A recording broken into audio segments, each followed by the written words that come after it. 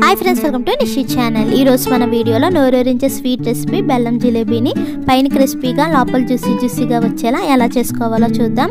మనకి ఎప్పుడైనా స్వీట్ తినాలి అనిపిస్తే అప్పటికప్పుడు 10-15 నిమిషాల్లో ఇలా సింపుల్గా చేసుకోవచ్చు. మరి ఆలస్యం చేయకుండా సింపుల్గా టేస్టీగా బెల్లం జిలేబీని ఎలా చేసుకోవాలో చూద్దాం.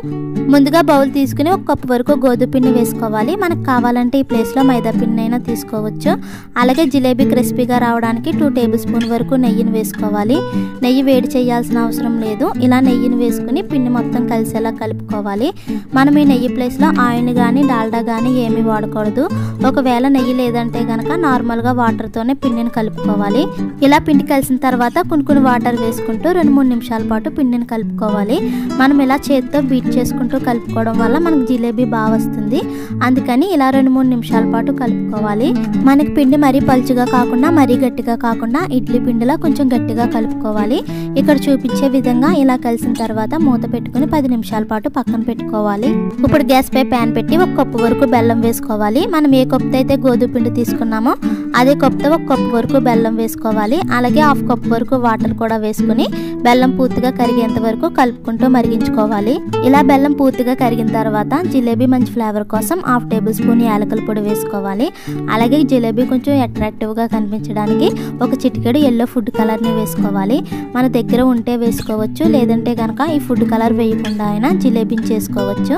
ఇలా వేసిన తర్వాత పాకం వచ్చేలా మంటను మీడియం ఫ్లేమ్లో పెట్టి మరిగించుకోవాలి. మనకి జిలేబీ కోసం లైట్గా తీగ పాకంలా రావాలి. ఇక్కడ చూపించే విధంగా ఇలా 2 వేల మధ్యలో లైట్గా తీగలా స్టార్ట్ అయినప్పుడు 1/2 టేబుల్ స్పూన్ వరకు నిమ్మరసం వేసుకుని మరొకసారి కలుపుకొని ఈ పాకం చల్లారకుండా మూత పెట్టి పక్కన పెట్టుకోవాలి. ఇప్పుడు మనం ముందుగా కలుపుకున్న పిండిని తీసుకుని 1/2 టేబుల్ స్పూన్ వరకు వంట సోడాని వేసుకోవాలి. అంటే బేకింగ్ సోడా వేసుకుని అలాగే 1/2 టేబుల్ స్పూన్ వరకు నిమ్మరసాన్ని కూడా వేసుకోవాలి. మనం అప్పటికప్పుడు జిలేబీ చేస్తున్నాం కాబట్టి పిండి కొంచెం పులిసినట్టుగా ఉండాలంటే ఇలా నిమ్మరసాన్ని వేసుకుని కలుపుకోవాలి. అప్పుడే మనకి జిలేబీ పైన క్రిస్పీగా లోపల జ్యూసీగా వస్తాయి. ఇలా పిండి కలిపిన తర్వాత జిలేబీలు చేయడానికి ఏదైనా కవర్ని తీసుకోవాలి. ఇలా పాలు వాడేసిన తర్వాత కవర్ ఉంటుంది కదా, ఆ కవర్నైనా తీసుకుని పిండిని మొత్తం కవర్లో వేసుకోవాలి.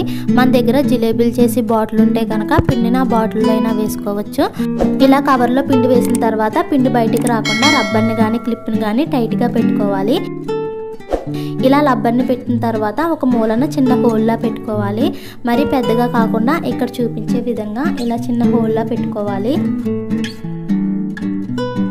ఇప్పుడు గ్యాస్ పై ప్యాన్ పెట్టి ఆయిల్ వేయాలి. ఆయిల్ని మీడియం ఫ్లేమ్లో వేడి చేసిన తర్వాత జిలేబీలా చుట్టుకోవాలి. ఇక్కడ చూపించే విధంగా ఇలా మనకి ఏ సైజులో కావాలంటే ఆ సైజులో జిలేబీలా చుట్టుకోవాలి.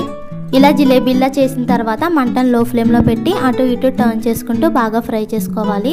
మనం మంటను లో ఫ్లేమ్లో పెట్టి మాత్రమే వీటిని ఫ్రై చేసుకోవాలి, లేదంటే కనుక మాడిపోతాయి. అందుకని మంటను లో ఫ్లేమ్లో పెట్టి బాగా ఫ్రై చేసుకోవాలి. మనం ఇలా నొక్కు పెట్టి చూస్తే కనుక మనకి జిలేబీ గట్టిగా అవ్వాలి. ఇలా అవుతే కనుక మనకి జిలేబీ వేగినట్టే. ఇలా వేగిన తర్వాత ఆయిల్లోంచి తీసుకుని వెంటనే బెల్లం పాకంలో వేసుకోవాలి. మనం ఇలా వేడివేడిగా ఉన్నప్పుడే బెల్లం పాకంలో వేసుకోవాలి. మనకి పాకం కూడా గోరువెచ్చగా ఉండాలి. ఇలా పాకంలో వేసిన తర్వాత అటు ఇటు టర్న్ చేసుకుంటూ 10-20 సెకండ్ల పాటు పాకంలో ఉంచుకోవాలి. ఇలా జిలేబీకి పాకం పట్టిన తర్వాత పాకంలోంచి తీసుకుని మరొక ప్లేట్లో వేసుకోవాలి.